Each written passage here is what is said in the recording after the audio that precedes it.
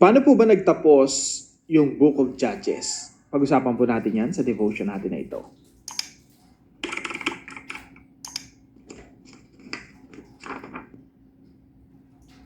Magandang araw po sa bawat isa sa inyo. Welcome back to our 365 Daily Devotions Bible Characters Edition. Binabati ko po muna si Sir Arman Bautista and Sister Che Amlon. Maraming salamat po sa inyong pagsubaybay dito sa ating mga devotions. Binabati rin po natin ng happy birthday yung ating kasamahan, si Sister Irene Santos. Now, pag-usapan po natin ngayon, paano ba nag-end yung Book of Judges? So, neto pong mga nakaraan, pinag-usapan natin yung ending. So, tatlong trahedya yan. Una, yung idolatry.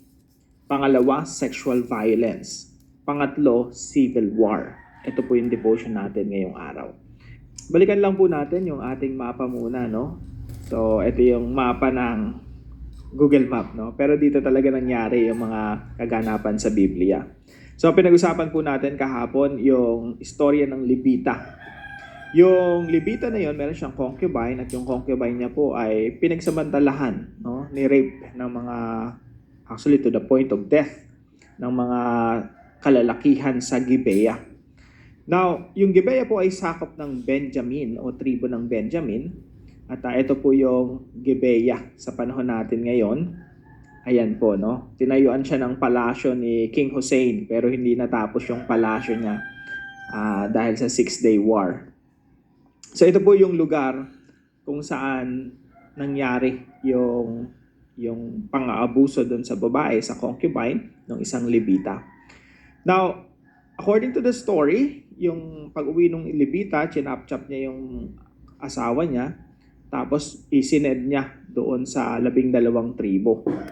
At sabi ng mga Israelita, grabe naman yung nangyari na ito, no, sa ating kababayan pa.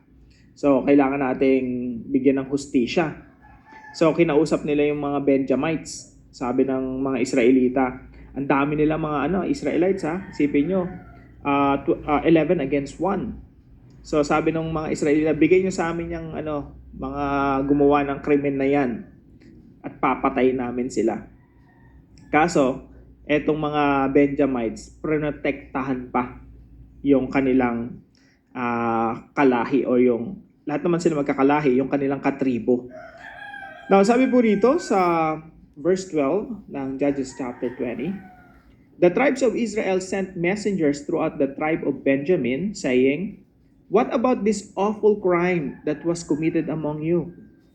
Now turn those wicked men of Gibeah over to us, so that we may put them to death and purge the evil from Israel. Bigyan nyo sa amin yan, mga kalalakihan, yung mga gumawa nito, para papatayin namin sila. But the Benjamites would not listen to their fellow Israelites. From their towns, they came together at Gibeah to fight against the Israelites. So gusto nila makipaglaban pa sa mga Israelita, alang-alang sa kanilang mga katribo na gumawa ng karumal-dumal na krimen. So, verse 15, sabi dito, at once the Benjamites mobilized 26,000 swordsmen from their towns. So, 26,000, no, yung kanilang nirali para labanan yung mga Israelita. In addition to 700 able young men from those living in Gibeah, among all these soldiers, there were 700 select troops, mga elitistang mga sundalo to, who were left-handed, each of whom could sling a stone at a hair and not miss. Ito yung kayang manerador ng gahibla lang ng buhok at kaya nilang tamaan, no? Ganong kaelitista yung mga 700 na to. Verse 17, Israel, apart from Benjamin, so lahat ng mga tribo ng Israel, nag-gather naman sila ng mga sundalo, mustered 400,000 swordsmen, all of them fit for battle. So ayan na, nagsimula na yung civil war. Now, ito po yung mga katuruan natin ngayong araw.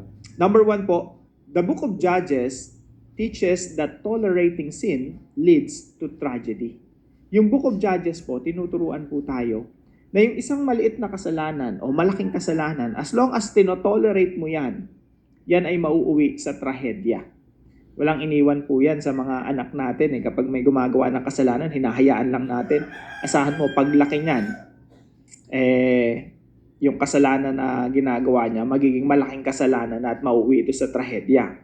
Halimbawa po, kung yung anak mo, hinahayaan mong makipagpustahan ng Caracross dyan or mga gambling, paglaki niyan, baka big time sa bungero na, no? Big time na sugarol na.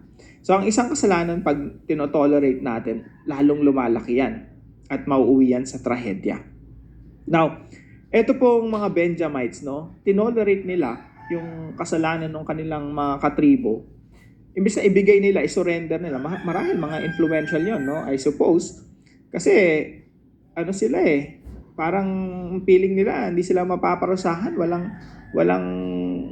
kumbaga yung salita impunity, no? Walang kaparusahan yung ginawa nila, parang feeling nila, batas kami rito. And makikita nga natin na protektahan sila ng mga Benjamites. So isipin nyo, yung civil war na ito, nagsimula sa kanila. Nag-ipon ng mga 400,000 ng mga Israelita, ng mga sundalo. Yung Benjamites nag-ipon ng 26,100. Double check nga natin. Sa verse 15, at once the Benjamites mobilized 26,000 swordsmen, 26,000 against 400,000. At ito na nga po nangyari. So, yung first day of battle, nakipaglaban yung mga Israelita, pinaligiran itong yan lugar na yan, no? Tingnan mo natin sa mapa. Pinaligiran niyang Gibeah. Now, yung first day of battle, ang unang natalo, yung mga Israelita, 22,000 soldiers yung namatay sa kanila. Second day of battle, 18,000 soldiers na mga Israelita yung natalo. Ibig sabihin, ang galing ng mga Benjamites, no? Naka 40,000 agad silang inubos. Isang trahedya po ito kung ikukumpara mo dun sa mga kriminal na pinoprotektahan nila. Kapalit, 40,000 na buhay ng mga tao. Pero hindi lamang po yun. On the third day, ito na yung pabor ng Diyos sa mga Israelita. On the third day, tinalo ng mga Israelita yung mga Benjamites. Ilan pong sundalo ang napatay nila? 25,100 Benjamites. 25, halos ubos na yung lahi ng mga Benjamita. So, yung Book of Judges, tinuturuan po tayo nito na pag tinotolerate natin yung maliit na kasalanan or malaking kasalanan, basta may tinotolerate tayong kasalanan, mauwi po yan sa trahedya katulad ng nangyari sa mga Benjamites. Pangalawa po, the Book of Judges ends with idolatry, violence, and war. Ito po yung tinuturo ng Book of Judges sa atin, no? Ang isang bansa na yung Diyos ay hindi si Kristo. Or in their case, ang isang bansa na ang Diyos nila ay mga Diyos-Diyosan at hindi si Yahweh, nauuwi talaga sa trahedya, sa karahasan. Kaya po yung Book of Judges, dahil paulit-ulit yung cycle nila ng pagsamba sa mga Diyos-Diyosan, yung ending ng Book of Judges ay idolatry, violence, and war. Gera. Now, pangatlo po, the Book of Judges expresses a longing for a righteous king. Yung Book of Judges, yung pinaka-point ng Book of Judges, makikita niyo po sa pinakahuling verse ng Book of Judges. At sinasabi po roon, basahin nga po natin, no, yung pinakahuling verse. Judges chapter 21. In those days, Israel had no king, everyone did as they saw fit. Lahat ng gusto nilang, yung feeling nila, yun yung tama, yun ang gagawin nila. Kasi wala silang king na nagga-guide sa kanila. So, yung Book of Judges, paulit-ulit po itong ganitong yung phrase. In those days, Israel had no king. Everyone did as they saw fit. So, lahat ng mga tao, ginagawa nila kung anong tingin nila tama. Kaya nagkakaroon ng kaguluhan. Kakaroon ng civil war. At makikita nyo po, mamaya sa dive deeper natin, tingnan natin kung madadaanan natin, no? Nung naubos nila yung mga Benjamites, 600 soldiers na lang ang natira. 600 soldiers. Yung city, yung lahat ng lugar ng mga Benjamita, pinagpapatay nila lahat ng mga nakatira doon. Bata, babae, pati mga hayop, wala silang tinira. Sinunog nila yung mga bahay. At talagang decimated yung mga syudad ng mga Benjamita. Yung sa mga sundalo, siyempre, mga sundalo, puro lalaki yon. 600 lang yung nakatakas.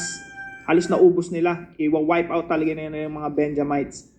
Yung 600 na yon, nagtakbuhan, nagsitago sa disyerto at sa mga batuhan. At yun po parang, to make the long story short, gusto nilang mabuhay pa yung tribo ng Benjamin. So ang ginawa nila, nangidnap sila ng mga babae. So, isipin nyo yun. They're really doing things as they saw fit. Kung anong maisipan nila na tama, yun ang gagawin nila. At makikita niyo po yan sa, pag binasa mo niyo po yung towards the end of the book of Judges. So, they're really, yung writer ng book of Judges, talagang, he's really longing for the coming of the righteous king. At ito po ay expectation ng Messiah, ang ating Panginoong Jesucristo. Ang pinaka-point talaga ng book of Judges, we need the righteous king. And God has provided us the righteous king. And His name is Jesus Christ. Kaya po sa application natin mga kapatid, number 1, let's look back and see that the righteous king has come. Dumating na ang ating Panginoong Jesucristo. He is the King of Kings, He is the Lord of Lords, at siya po ang magsasaayos ng kalagayan ng mundo. Kaya sabi niya sa kanyang mga alagad, disciple the nations, conquer them. Sakupin niyo yung buong mundo, disipulihin niyo lahat ng mga bansa at turuan niyo silang sumunod sa lahat ng ipinag-uutos ko. So yan po ang kaparaanan ng ating Panginoon Jesucristo para isaayos itong mundong ito. And point number 2, understand that King Jesus is now restoring this broken world. Ang ating Panginoon Jesucristo ay dumating po para i-restore, isaayos yung broken na mundo na ito. At makikita po natin mga kapatid, yung sitwasyon ng Book of Judges, kung ikukumpara mo natin sa sitwasyon natin ngayon, sobrang gumanda na yung mundo. Bakit? God is at work. God is advancing the kingdom. God is advancing the gospel. At habang lumalaganap ang ebanghelyo, magkakaroon ng kaayusan dito sa mundo. Habang nandyan yung Great Commission, disciple the nations, habang sinasamahan tayo ng ating Panginoon Jesucristo, sabi niya, I will be with you always to the very end of the age. Isang kasiguraduhan na magtatagumpay ang pagdidisipulo sa lahat ng mga bansa. Sabi ni Jesus, sasamahan ko kayo araw-araw. Hanggat may Great Commission, hanggat may ebanghelyo, ay yung mundo natin, masasabi natin, kumikilos ang Diyos dito. At ito ay mauuwi sa kapayapaan at sa kaayusan hanggang sa muling pagbabalik ng ating Panginoon Jesucristo. Point number 3, be the change that King Jesus aims to bring into the world. Ikaw ang maging pagbabago na ninanais ng Diyos dito sa mundo. Kasi tayo tinawag ng ating Panginoon, tayo mga Kristiyano, at tayo po ay tinawag ng Diyos na ipamuhay ang buhay ng ating Panginoon Jesucristo. Ikaw yung salt and light of this world. Ikaw yung ilaw at asin na gagamitin ng Diyos para maimpluwensyahan itong mundo na ito. Huwag nating sabihin na yung mundo walang pag-asa, hopeless and helpless. Huwag nating sabihin na yung mundo natin ay pabulok ng pabulok and we cannot do anything about it. Kasi never ever lalabas yan sa bibig ng ating Panginoong Jesucristo. In fact, sabi ng ating Panginoong Jesucristo, disciple the nations. You are the salt and light of the world. The kingdom of heaven is like a yeast na inihalo sa arena and na-impluwensyahan yung buong arena. The kingdom of heaven is like the mustard seed. Maliit, pero later on siya yung magiging pinakamalaki sa lahat. Yung kingdom ng Panginoon, mga kapatid, sasakupin ang mga kaharian ng mga tao. Yan po yung sigaw sa Book of Revelation. Now the kingdom of this world has become the kingdom of God and His Messiah, and He will reign on earth forever and ever. Amen. Yan po yung mensahe ng Book of Revelation. Now, para po sa ating discussion, why is it important to know what Jesus is doing now in order to understand the purpose of our lives? At para po sa ating dive deeper, pag-usapan po natin, what is the theological message of the Book of Judges? Why did the author strategically end the Book of Judges with idolatry, sexual violence, and civil war? At bakit po paulit-ulit na sinasabi rong, in those days, Israel had no king? Tayo po'y manalangin. Lord our God, as we reflect on the Book of Judges, we see how tolerating sin leads to tragedy and how a people without your righteous rule fall into idolatry. violence, and war. We thank you that the righteous King has now come in Jesus Christ. Help us to look back to his saving work and trust that even now he is restoring this broken world. Teach us to live under his authority and to be instruments of his truth, justice, and grace. Shape our hearts and actions so that our lives reflect the kingdom of Christ in a world longing for the true King. In Jesus' name, amen and amen.